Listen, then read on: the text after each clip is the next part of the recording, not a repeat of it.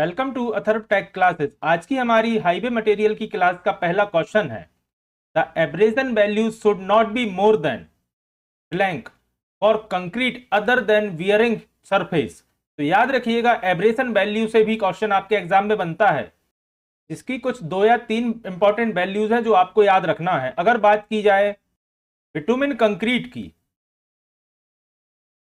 तो इसमें abrasion value should not more than 35% होगी। याद रखिएगा, बिटुमिन कंक्रीट में 35% से ज्यादा एवरेशन वैल्यू नहीं होना चाहिए। अगर बात की जाए वाटर बाउंड मैकेडम या WBM की, तो इसमें एवरेशन वैल्यू 40% से ज्यादा नहीं होनी चाहिए।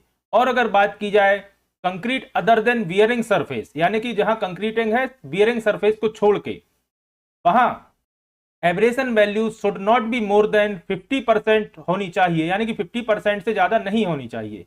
तो क्वेश्चन में concrete other than wearing surface पूछा है, तो यानी ऑप्शन नंबर बी आपका करेक्ट आंसर होगा।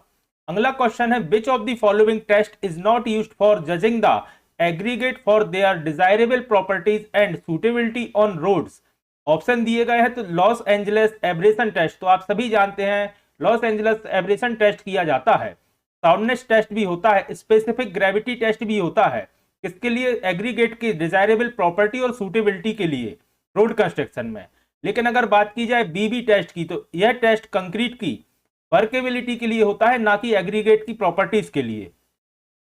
तो इस चीज को याद रखिएगा। और अगर बात की जाए एग्रीगेट की प्रॉपर्टीज के लिए, तो 3 तो ये ऑप्शन में दिया है। इसके अलावा crushing strength test, shape test, impact test, इन कुछ टेस्ट को भी आप याद रखिएगा जो कि एग्रीगेट के टेस्ट होते हैं रोड कंस्ट्रक्शन के लिए।